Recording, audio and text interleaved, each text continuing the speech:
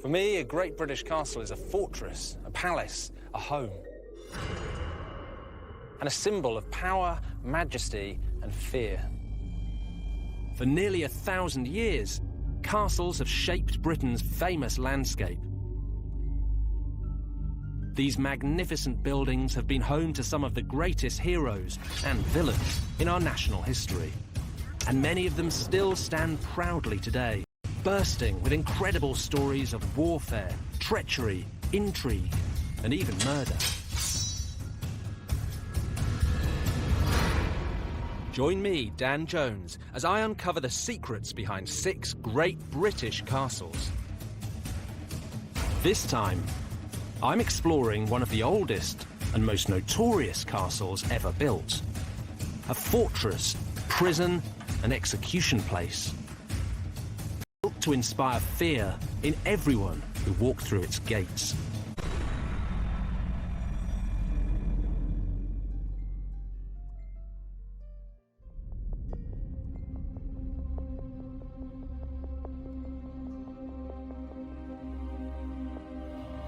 Imagine London, one of the great capital cities, conquered, subjugated, and invaded by aliens.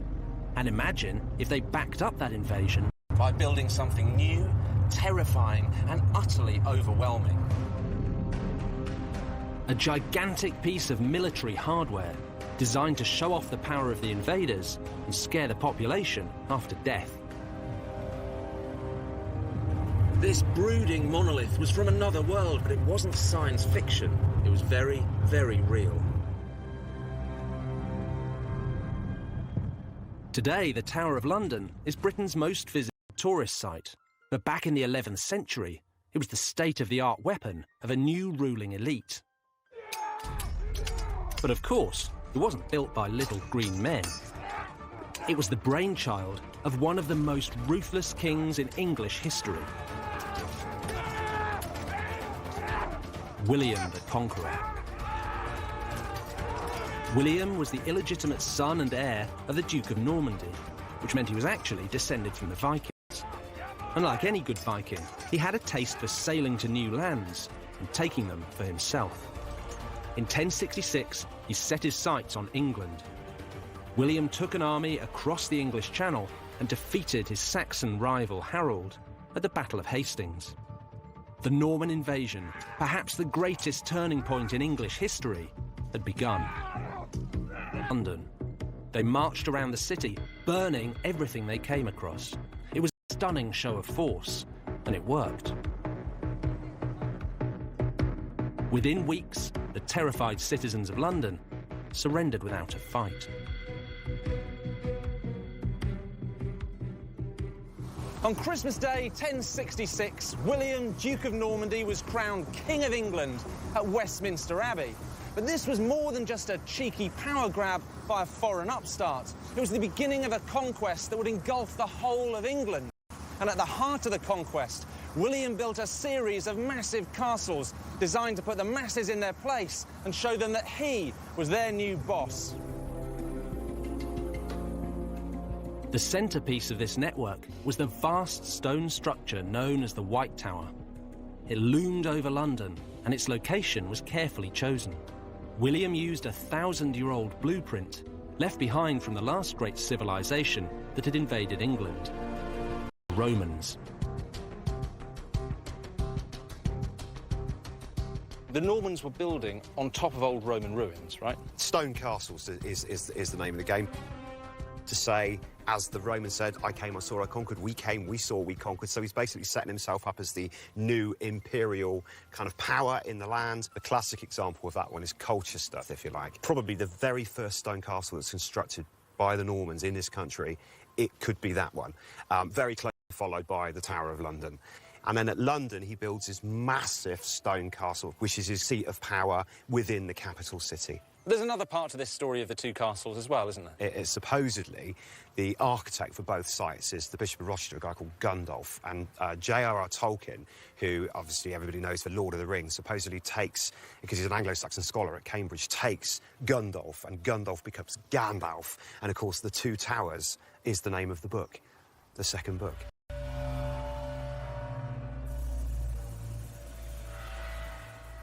But long before the tower inspired Tolkien, it had a very clear political role. By building in stone, William was sending a message. The Normans were here to stay. The White Tower was 90 feet high and its walls were 15 feet thick.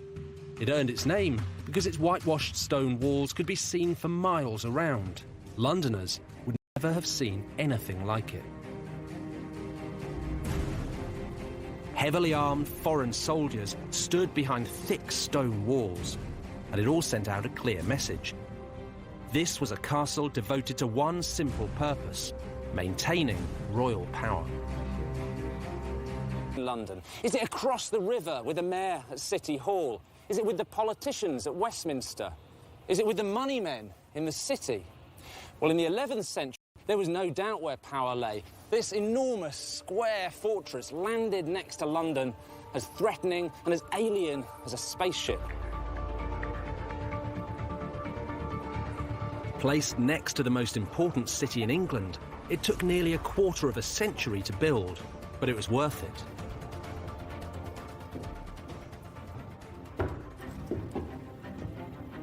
William was the new boss, and the White Tower proved it. Now, no one in England's capital would dare to disobey their new ruler. It seems hard to imagine today, but it's not. If you want to get a sense for how the tower loomed over London and overawed Londoners, the best way is to check out the 21st century equivalent. This is the Shard, the tallest building in Britain. 72 stories high, it really does soar above London, overshadowing everything that stands around it, much like the Tower of London once did. The view from up here is absolutely astounding. It's a cloudy day and you can see still about 14 to 15 miles in every direction. This must have been exactly how you'd have felt if you were a Norman king or a Plantagenet king down there in the White Tower looking over the medieval city. And down below all that, the Tower of London looks kind of puny. But you've got to imagine all of modern London and try and think back to what it would have looked like, say, in the 12th century when William Fitzstephen wrote his famous description of the city. And he described the Tower of London there, bang in the eastern corner, as rising up on ancient foundations, its mortar mixed with blood. Well, that was the eastern end, and the walls came out and stretched round what we now think of as the square mile. There was St Paul's Cathedral rising up in the middle. And then down at the end on the other side you had Westminster. And that was, as now, a political village. But what was important was at these 2 points, the Tower and Westminster marked out a line of power. So every king before their coronation in the Middle Ages emerged from the Tower and processed through the city all the way down to Westminster Abbey to be crowned. And that was the ultimate political pageantry. In the years that followed William's conquest, London grew rapidly. By the end of the 13th century, the population had reached over 100,000. But as the city grew, so did the Tower and its supremacy. And it's that tension between the Tower and the... In times of pomp and celebration, everything started at the Tower. But in times of chaos and crisis, it was a place to go and retreat. So this wasn't just a castle designed to overawe the common people. It was also somewhere to hide from them.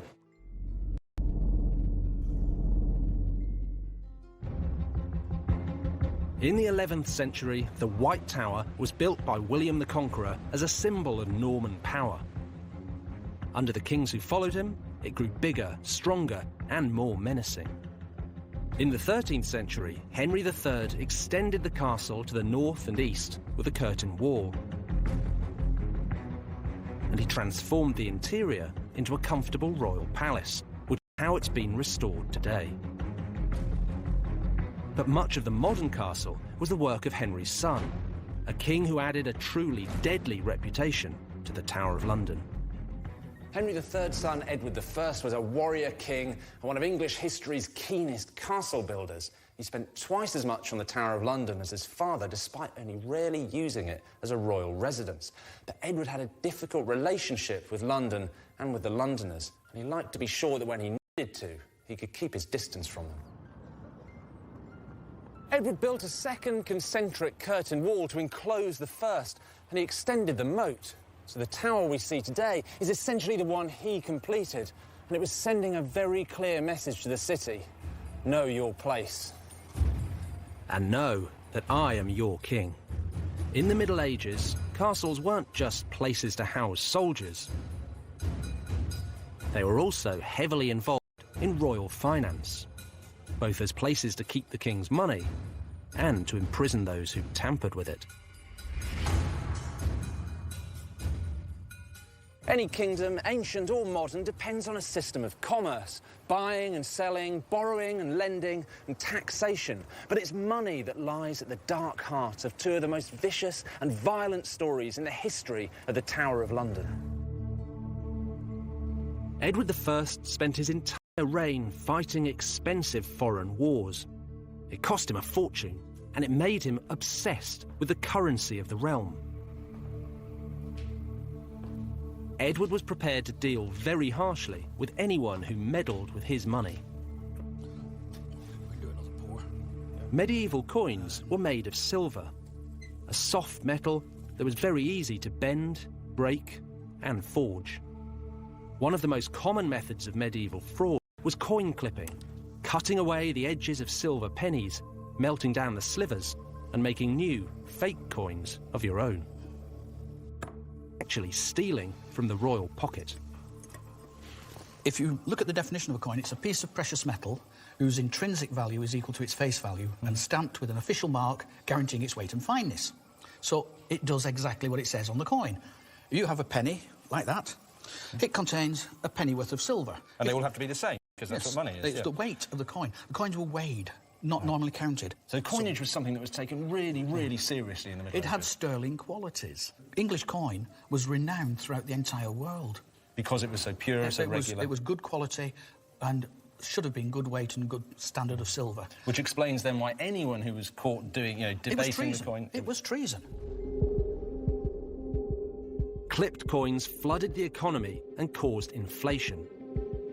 They made foreign merchants suspicious of doing business with the English, and they reduced the real amount of tax that could be collected from the people. In 1278, Edward decided to get a grip on his realm's money, and the Tower was at the heart of it. Since Edward wasn't using the Tower much as a royal palace, he decided to move the mint within the walls. It was here, on Mint Street, which stretches for 3 sides of the Tower of London. It was an enormous operation. Edward's new mint improved the look of his coins. But as well as fixing the coin itself, Edward wanted a scapegoat to punish for the widespread crimes of clipping. He found one in England's most vulnerable community, a minority that was involved in finance and money lending: the Jews. Edward blamed everyone for coin clipping, but he blamed the Jews more than anyone else. Throughout the 1270s, he'd already been levying punitive taxes on them, restricting their ability to trade and do business. Then, in November 1278, he suddenly rounded up England's whole Jewish population, putting 700 Jews here in the Tower.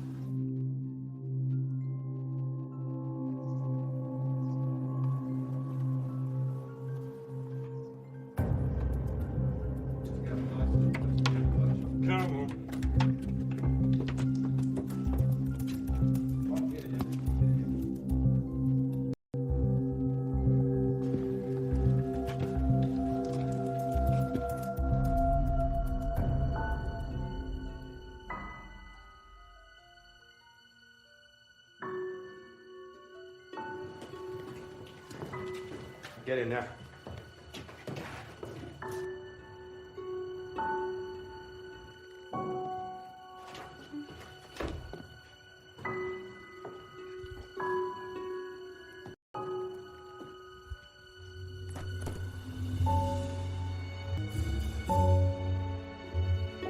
Of all the hundreds of Jews that Edward had imprisoned here in the Tower, almost half were hanged. In fact, for every Christian executed for coin clipping, 10 Jews suffered the same fate. And within a decade, Edward had passed an act of expulsion, banishing the Jews from England for nearly 500 years. This was the worst Jewish massacre in British history. But Edward's actions were met with little more than a shrug from the rabidly anti-Semitic society of medieval England. And what was more, he had bolstered the fearful name of the Tower of London. By the end of Edward's reign, no one would dare to question the authority of the Tower. But 100 years later, the Tower's mighty reputation was blown to pieces as the castle found itself at the centre of the greatest popular uprising in British history, the Peasants' Revolt. In the second half of the 14th century, England was going to the dogs. The new king, Richard II, was a 14-year-old boy, and the country was being governed by his councils, led by the Lord Chancellor, Archbishop Simon Sudbury. But Sudbury's rule was a disaster, and throughout the country, people were starting to mutter about rising up in protest. In 1381, people were moaning about the same sort of things they still moan about today: war, death, and money. A war had been going on with France for generations. The Black Death had wiped out nearly half the population of England. Then, on top of all that, came a tax, a poll tax, levied on everyone, old and young, rich and poor. And there were 3 of them, levied on England, one after the other, in 4 years. The poll taxes were the final insult to a country that was well and truly fed up. On the 13th of June, a large group of militant protesters led by the Kentish rebel Wat Tyler entered London. They burned jails and legal offices. They chopped the heads off anyone associated with the government, piling their corpses in the streets. The following morning, Tyler and the rebels turned their attention to the ultimate symbol of political power. The Tower of London was the rebels' central focus. But why? They didn't want the lavish apartments, the royal jewels, or even the coin in the mint. They didn't want to capture the king, the teenage Richard II, which is just as well, because on the day they stormed the tower, he wasn't even here. What they really wanted was the traitors who'd imposed the poll tax. This is like today's Londoners. Archbishop Sudbury knew that the rebels were baying for his blood. Terrified, he and his ministers fled to the White Tower, where they hid in the chapel and prayed for salvation. Nomine Patris, et Filii, et Spiritus Sancti. Amen. Archbishop Sudbury and several other royal ministers had taken refuge in the tower because it was supposed to be the safest place in London. But when the angry mob burst through the doors, suddenly it was the most dangerous. Sudbury was hiding in this chapel when the rebels found him. He'd been saying masses all morning, and now he was saying his final prayers. Most traitors were brought to the tower, but now Sudbury was about to be taken out of it. He was dragged out to Tower Hill and decapitated. His head was stuck on a spike, with his bishop's mitre nailed on for good measure. For a gang of ordinary peasants to take what was basically the Prime Minister of the day out of the chapel in the greatest fortress in the land and hack his head off on Tower Hill, it's completely extraordinary, and this is almost like communism 600 years before its time. The following day, the young King Richard met the rebels to hear their complaints. But the meeting turned violent, and when Tyler made a move toward the king, he was grabbed by one of Richard's men and run through. A revolution was avoided, but only just.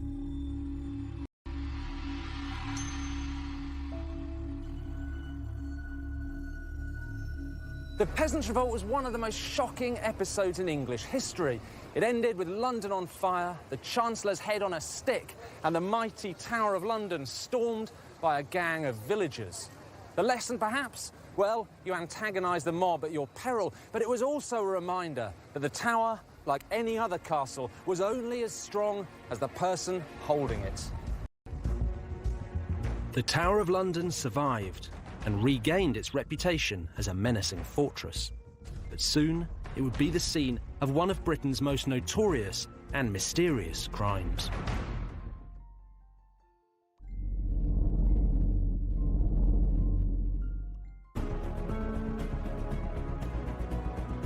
The Tower of London, first built by William the Conqueror, began its long life as a military weapon aimed at the City of London.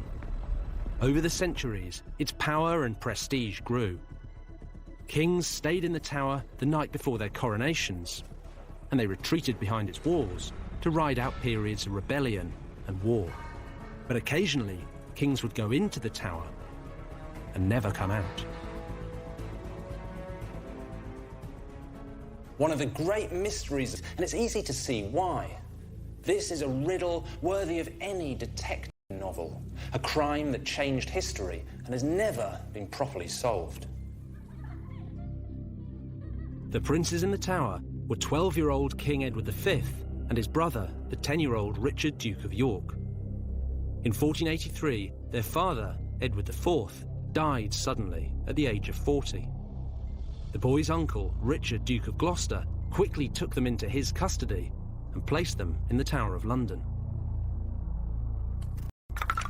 He claimed to be their protector and promised to rule the kingdom on their behalf.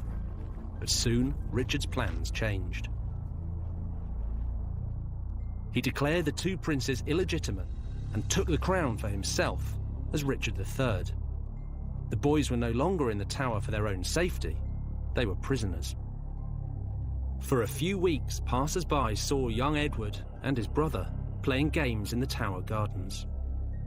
After a while, their servants were dismissed and they gradually disappeared from public view.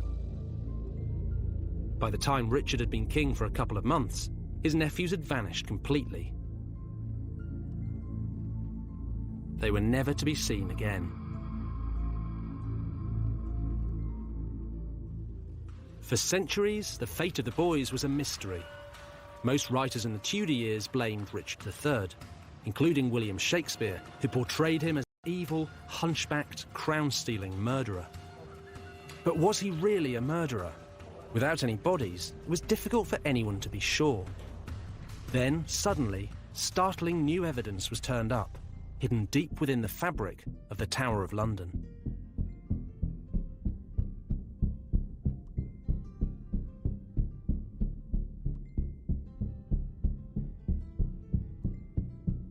During the reign of Charles II, workmen were remodelling the tower when they found the skeletal remains of two children hidden under this staircase.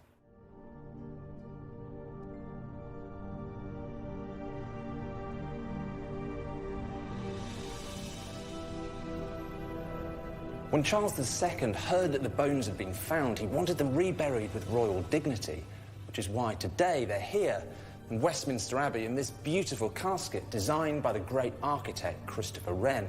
And the inscription on the casket lays the blame pretty squarely at Richard's door. It says he suffocated the princes with a pillow and then usurped the throne.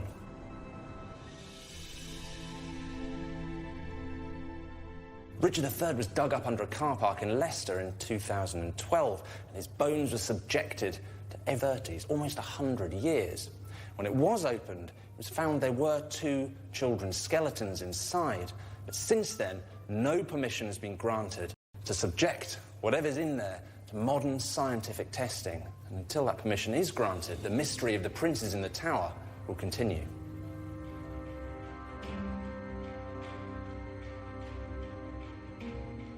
Even if the riddle of the princes in the tower is never solved, their story will continue to be one of the most notorious in British history, and an important part of the legacy of the Tower of London.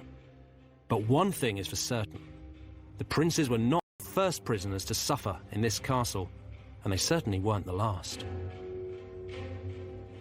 2 million people flock here every year to visit one of history's most notorious prisons. But where's the prison? There are no dungeons here. There's not even a torture chamber. But OK, over the years, plenty of people have been locked up in this fortress, ranging from Ranulph Flambard, the first prisoner who escaped, to the Cray twins, who were banged up here for avoiding military service. So there are reasons why being sent to the tower has become one of history's most resonant phrases. But in the Tudor years, the tower earned a new reputation. It wasn't just a place where people were banged up. It was a place where people were sent to be executed. And one English king was particularly fond of sending his victims here.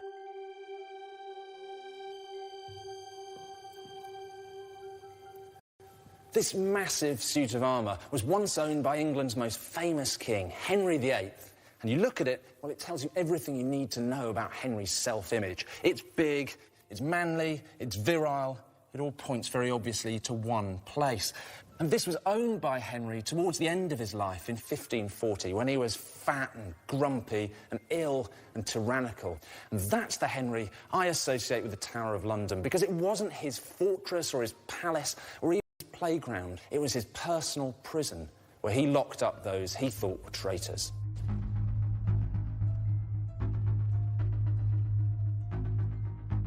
Henry executed dozens of people during his reign. Dukes and countesses, monks and nuns, old women, young men, wives, cousins and chief ministers. But no one sums up Henry's frenzied and sometimes indiscriminate bloodlust quite so much as one of his most faithful servants, Thomas More. Thomas More was a true Renaissance man. He was Lord Chancellor and one of Henry's closest advisors. He was also a deeply spiritual figure, a philosopher, a lawyer, and a famous writer. In 1533, Henry divorced the first of his 6 wives, Catherine of Aragon, and married the second, Anne Boleyn. More thoroughly disapproved, and although he knew it would enrage Henry, he resigned from the House of Commons in protest. As a devout and principled Christian, More couldn't accept Henry's decision to defy the Pope by divorcing Catherine and taking Anne as his new queen. But as one of the king's most powerful ministers, he didn't want to antagonise Henry either, so initially he bit his lip and kept quiet. But then Parliament passed an Act of Succession, confirming Anne as Henry's queen and any sons she should have as Henry's heirs, and the king demanded that everybody, including More, take an oath to support it. Caught between his loyalty to the church and his allegiance to the king, More found himself in a desperate and impossible position. Did he follow the orders of his master, or stay true to his basic Christian principles?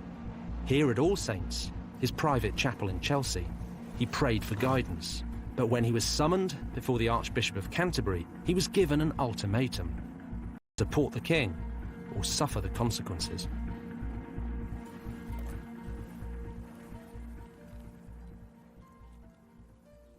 More was presented with the Act of Succession. He read it to himself in silence. Then he was presented with the Oath of Allegiance. He read it in silence. But he couldn't swear the oath. And so, to use one of the most infamous phrases in British history, he was sent to the Tower.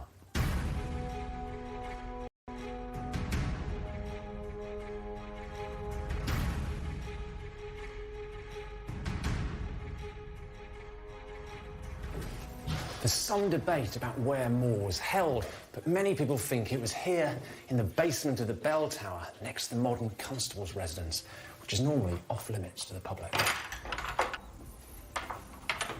In a way, this bare cell, with its sandstone walls and high vaulted ceilings, feels like a chapel. And as a prisoner of conscience, More spent months here, reflecting on his life and possibly his death. At first, More's imprisonment wasn't too bad. He was allowed to read and write, he could have visitors, he could take walks in the grounds of the tower. This was more like a civilised house arrest than being chucked in a dungeon. But within months, Parliament had passed yet another act, making Henry the absolute head of the church in England.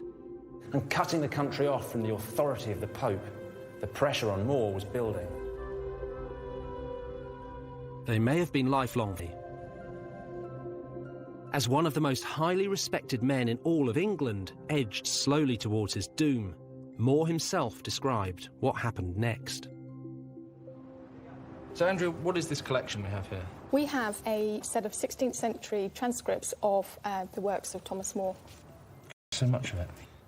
So now we know what More's been accused of, but what was his punishment? Because that's in here as well, isn't it?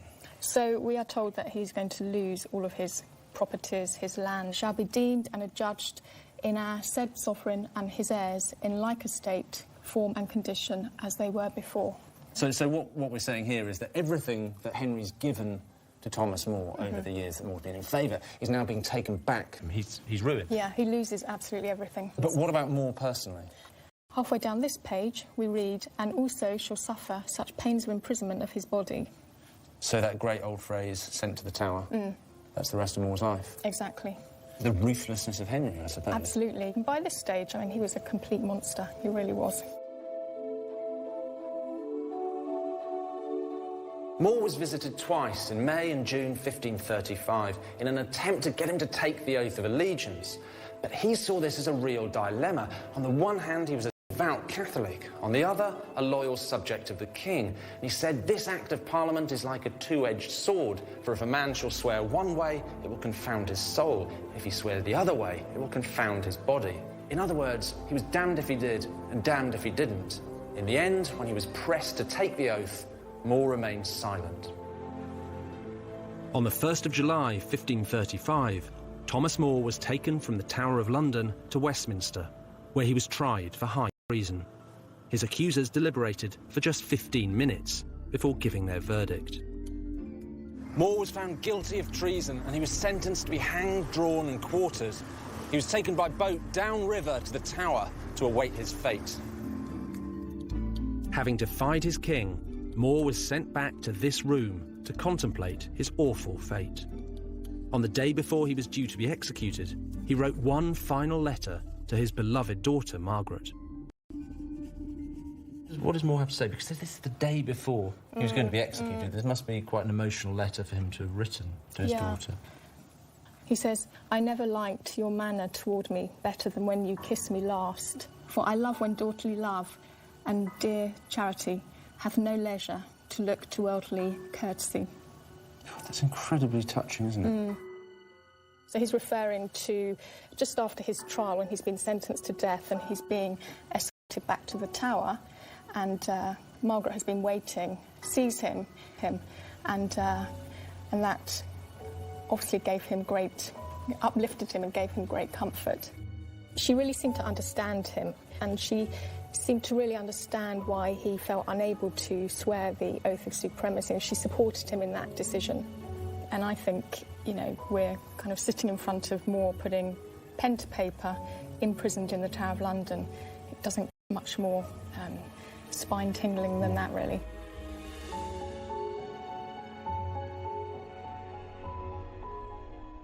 At 9 o'clock the next morning, Thomas More was brought from this cell to meet his fate.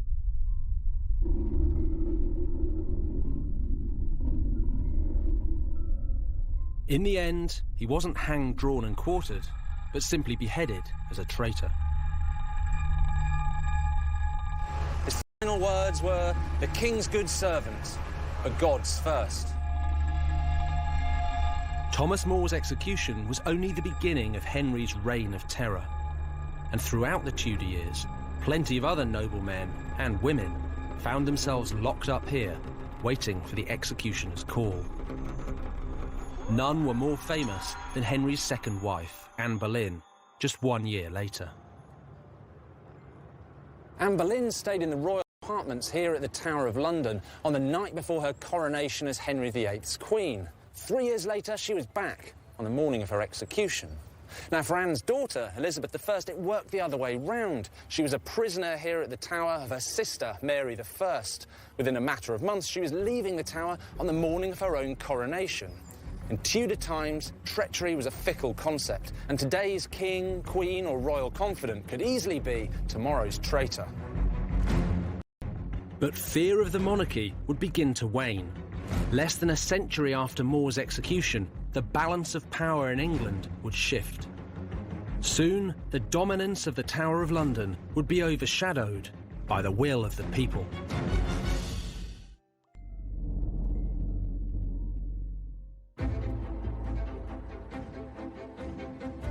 From Norman times till the Tudor years, the Tower of London had been the focus for royal power. But by the 19th century, it was starting to lose its grip. This was no longer the main arena for political battles. Further up the River Thames, the Houses of Parliament now took centre stage. Now, the Tower took on another role. It began to attract tourists. And they weren't just here to inspect the ramparts. One of the main attractions was some of its more exotic inhabitants, because it wasn't just humans who were locked in the child escaped at this time.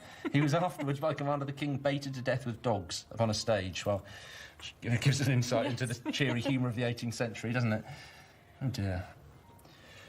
What's amazing is this tiny little book is one of the first known guidebooks to the Tower of London, and it's full of miniature portraits of animals. It's extraordinary to think that for 600 years, the Tower was home to the menagerie, or London's main zoo. For more than 900 years, since the time of William the Conqueror, the Tower of London has been a royal palace. Now, royals get a lot of gifts. In fact, the present royal family has received a bear, 2 sloths, a baby crocodile, an elephant, a horse, and a canary.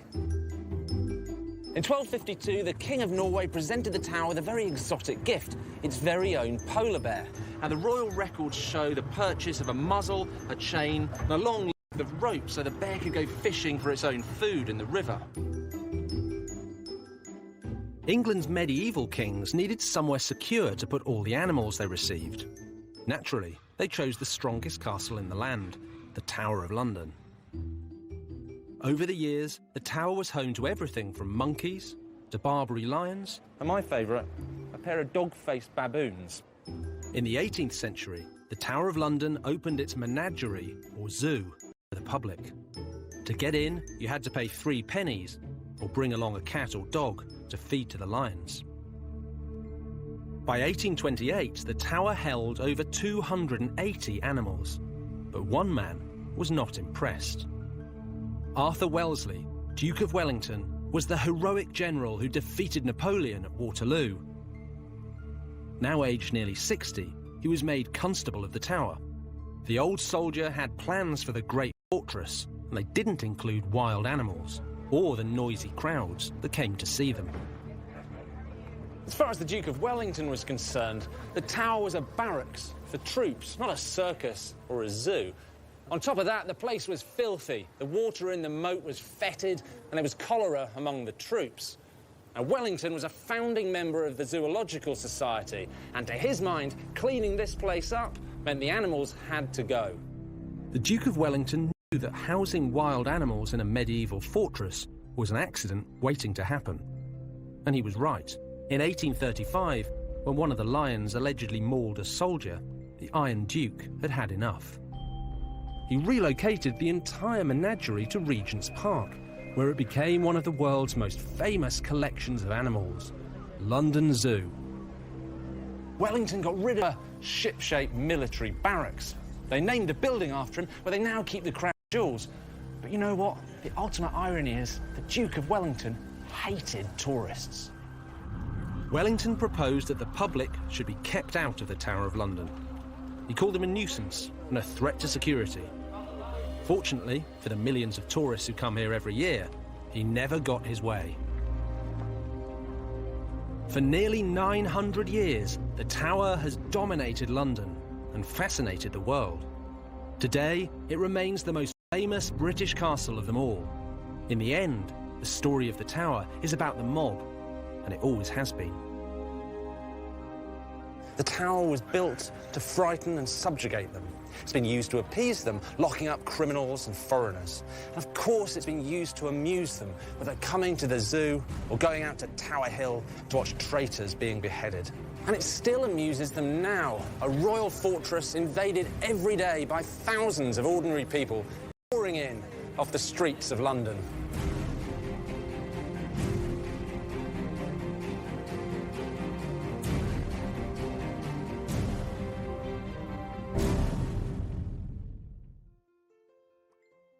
Next time, I'm uncovering the secrets of Warwick Castle. A place where kings have been imprisoned, royal favourites murdered, and Hollywood stars entertained. For some, Warwick has been the source of limitless power. For others, a poisoned chalice. And you can catch all that next Thursday at 7. A storm is approaching and it's going to be trucking hell on the frozen frontier tonight. Stay tuned for a hair-raising ride as the ice road truckers return with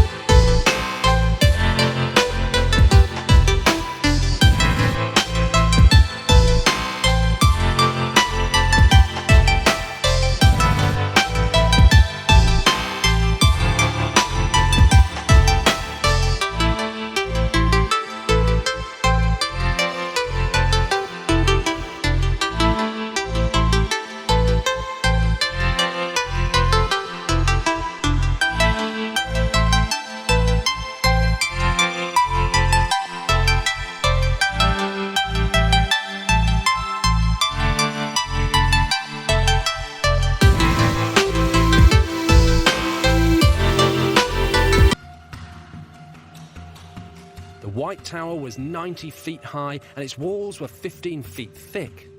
It earned its name because its whitewashed stone walls could be seen for miles around. Londoners would never have seen anything like it.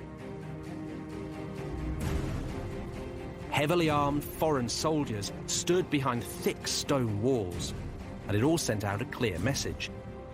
This was a castle devoted to one simple purpose: maintaining royal power.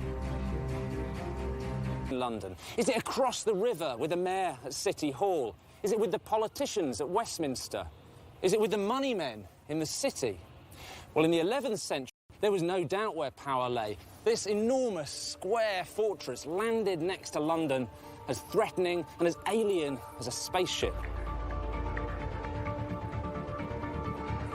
Placed next to the most important city in England, it took nearly a quarter of a century to build, but it was worth it.